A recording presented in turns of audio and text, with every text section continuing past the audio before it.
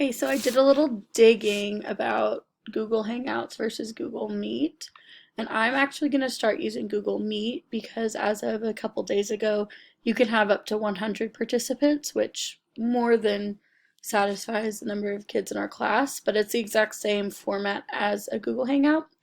So how you get there is you just click on the Google Meet. It's in that first set of apps that you should have on your menu. And then when it opens, it looks like this. And you can go into Google Calendar and schedule meetings if you would like. You don't have to, but you can. You click join or start a meeting, and you can do this, leave a meeting name. So I'm going to do AMI day 1.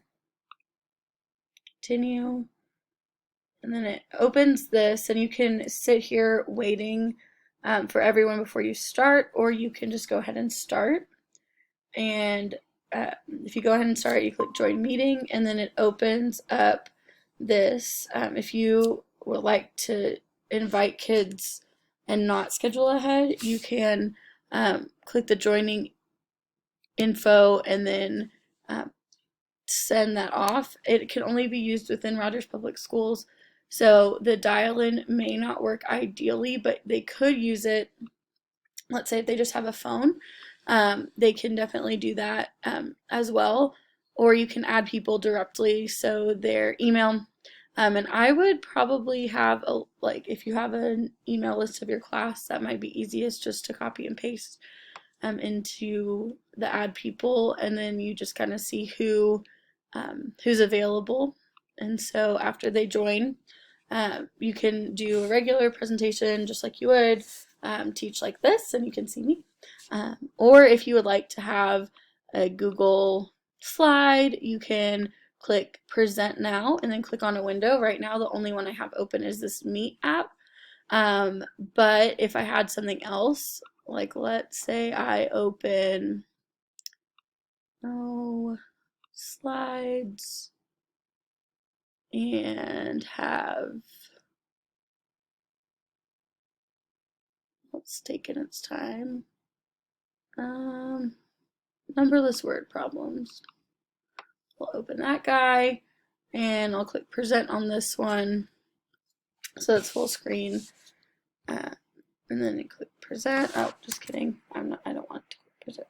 Okay, and then I click present now, and you click a window, and then it should have, okay, click here, click share, and then you can click on this guy, and it's presenting here.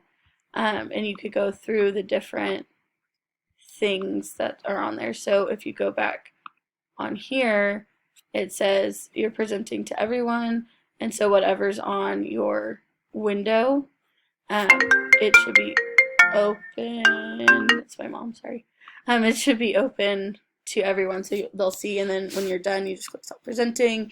It will open back up to your webcam, and you could go back and forth. So if you wanted to do like a math talk, you could go to your Google Slides, it'd be presenting to everyone, and then you could, show them what you're doing, and then go back and forth. You could also have it different. You can look at it differently. Not this one. That's the chat up here if you ever want to look at that. But if you want to look at how the layout is, you could have it where the sidebar is where you could see everyone on the side and you could respond to them, which might be a good idea if you are doing math talk or something where they're interacting. You could have tiled, which kind of makes every screen about the same size, or spotlight, which is where, just like this is where I'm the biggest part of the screen. And then I would also click on this record meeting, so that way you could download it and send it out to parents when you're done. So that's kind of a quick tutorial on how to do this. When you're done, you just hang up, leave call. If you like, and I would probably teach kids how to do this. If stuff is going on and there are people talking in the background, they can turn off their microphone, which doesn't mean they can't hear you, but it just means you can't hear them. And so when you're speaking, it's probably a good idea to teach them to turn off their microphone. They can also turn off their camera. Wouldn't recommend this. But if they need to, they can. And then there's the leave call. So when you're done, you click leave call. And if they accidentally do this, you can click rejoin. And then they have the rating for audio and video. That's more for Google than for us. And then they go back to their home screen, and this is what it looks like. I guess the background kind of changes every time.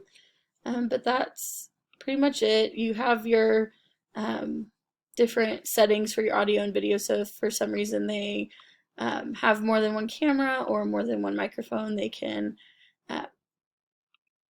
change that and kind of alter that. But you can as well, if one isn't working and you have like an extra thing, and then if you have issues, you can always do a screenshot of what's going on, and you can say like what's going on to the Google people. So that's my overview. If you have any questions, just let me know.